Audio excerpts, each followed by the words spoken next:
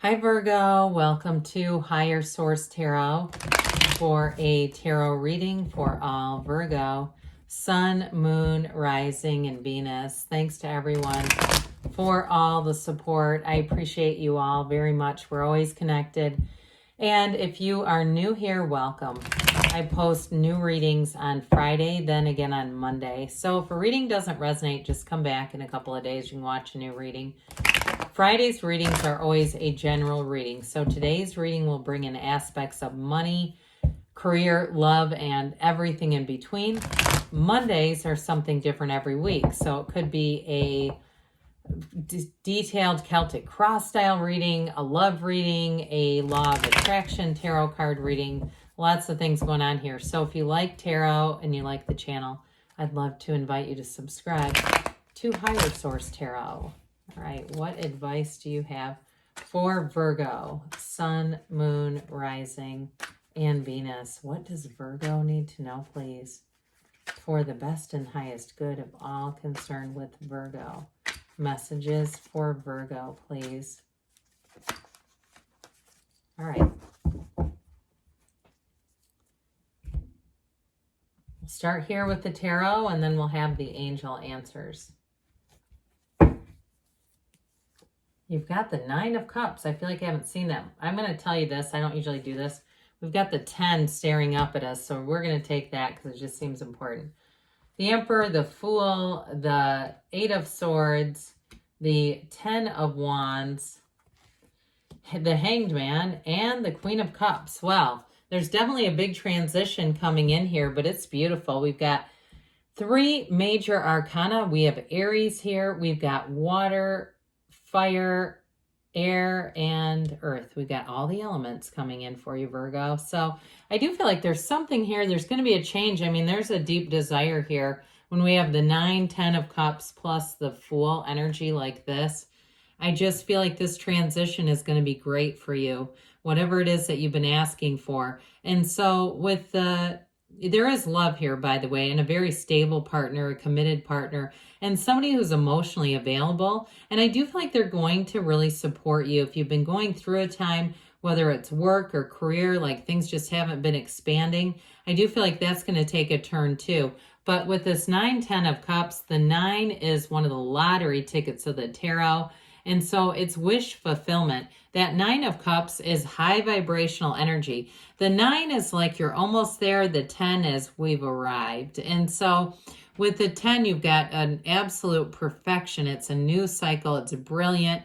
It's full of power. It's celebration. So the 9 of cups, part of what that does for you, there is a sense of pride there. And so for some, that energy too, those of you that are in a relationship, that energy of love helps in all areas because you're emanating love. And so more and more and more comes in.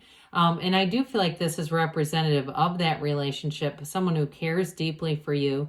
They notice a lot of small details too. And I feel like it's in a nice way. It's not in the critical sense. It's in like just all that little stuff, that day-to-day stuff that they want to help with. They want to be supportive in. Now, somebody here too, in terms of job, there's promotion coming in. And so with that 9 of cups, be clear of what you want because again, it's all about wish fulfillment. Sometimes the 9 of cups can be careful what you wish for. But I do feel like with this, it's too celebratory. There's a celebratory energy saying, this is it. It's that rainbow after the storm. You paid the price of contrast and here it comes in. So the Knight of Pentacles is here to bring good news. This night is going to be long-term happiness for you. For some, if there's a job change, because especially with the Fool and the Emperor here, that's like a pretty major change. And even the Hanged Man too. But with this, it's a solid, it's knowing what you want and being in a somewhat meticulous action plan. So you keep moving forward, but things keep unfolding. And so with this too, it's long-term, like I said, for success and career and money, but also too in a relationship. This is a commitment that runs the distance. This is not a fly by the night kind of relationship. It's somebody who's very committed. And I do feel like whoever this is, I mentioned they notice details.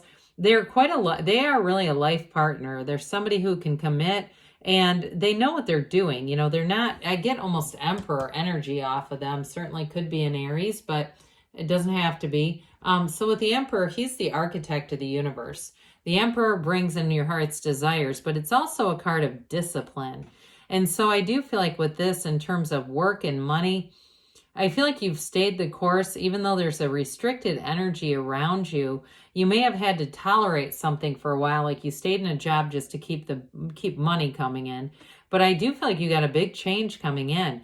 You know, the Emperor too is nobility. It's upwardly mobile. It's really being in that place of commanding a presence, commanding authority.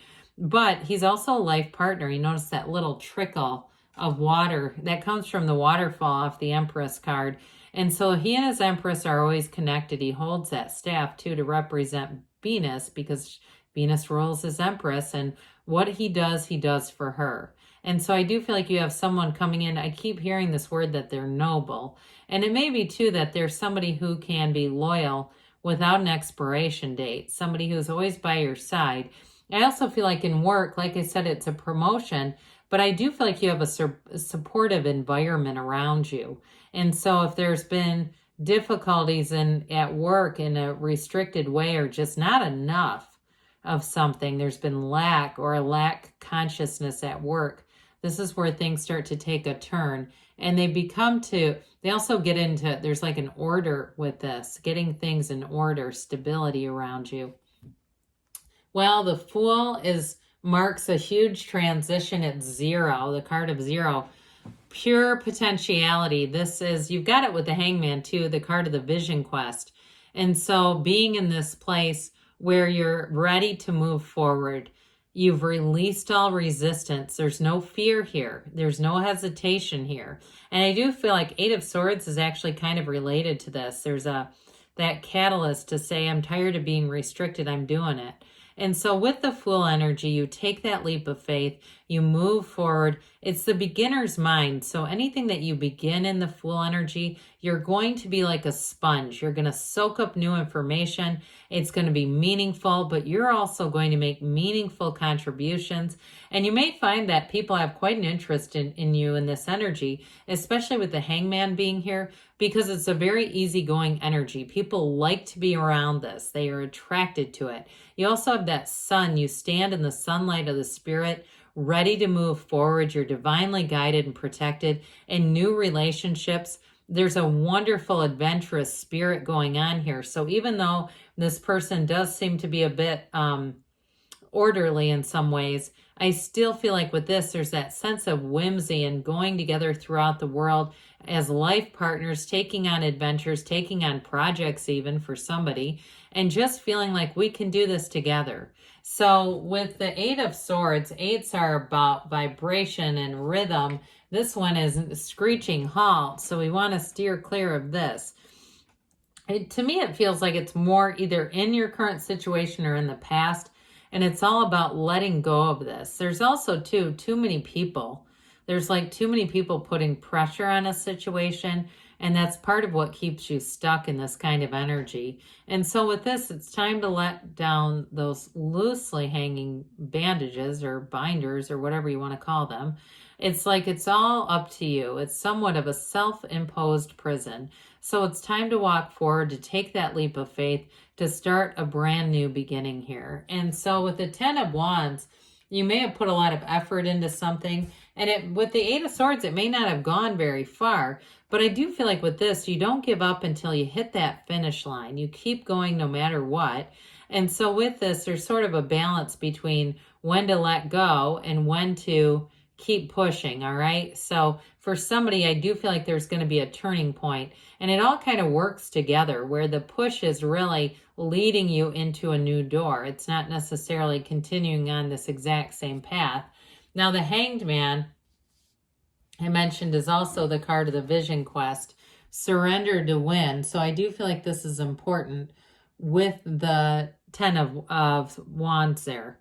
It's like knowing when to let go of things. And just to also, for somebody here, really being in that place of spirituality, making sure you're taking care of your spirit, staying connected here, because that's going to give you a different way of looking at things. And so that light, that illumination, that actually signifies spirituality and developing growth through your own perspective. So again, this is a card of meditation, taking time, and knowing too that you're on your own path and that you are growing with this. And so it's always, I don't always talk about this, but when the hangman, he has the number 4 in his legs, just like the world, but he's turned upside down, because when he's upside down, in some ways it reverses his values. It's like he turns the world on its head, and so he sees things so much clearer. So it's going to be a time of clarity for you. And I mentioned too, with this Queen of Cups, you do have a strong love interest here. It's somebody who's very open and vulnerable. They're able to be open and loving and kind. And with this, though, too, they're a wonderful confidant. It also feels like somebody who does a lot for you with that 9 of Cups. I mentioned that before. Somebody who does want to support you. And there's an intuitive energy with this. So with the Queen of Cups being here, they're also telling you, because you've got a lot of logical cards here, to be paying attention to your intuition. Use your intuition as your guide, Virgo, because that's going to be part of the whole unfoldment here, and just knowing which step to take next. So let's see here what the angels have to say for you.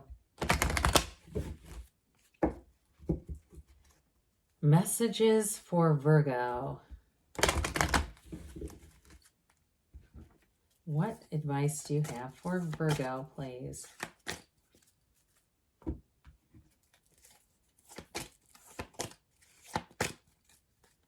All right, so look for a sign. Those signs and synchronicities are all around you.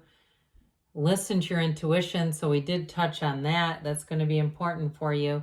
Improving health, they say, so that mind, body, spirit. But I also feel like it's related to the 8 of Swords there. A year from now, but don't let that panic you. You've got to transition. It's more like in a year from now, you're going to look back and say a lot has happened and changed. You have a yes. It's that emphatic yes, because you create your own reality. You can have, do, or be anything, Virgo. I love you, and I'll be back again soon.